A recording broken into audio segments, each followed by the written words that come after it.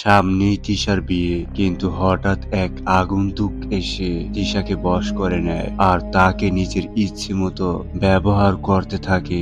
এখন তিশা এটা থেকে কিভাবে মুক্তি পাবে? অনেক পুরানো দিনের কথা, তখন রাত অন্ধকার। এ সময় এক আগন্তুক সেই রাস্তা দিয়ে আসতে থাকে। যদিও সামনে অনেক বিপদ ছিল, কিন্তু সে ভয় পেল না। যখন সে বাড়ির কাছাকাছি আসে, তখন সে সুন্দর একটি মেয়েকে দেখতে পায় আর ও বলে, তিশা, আজ থেকে তুমি শুধু আমার।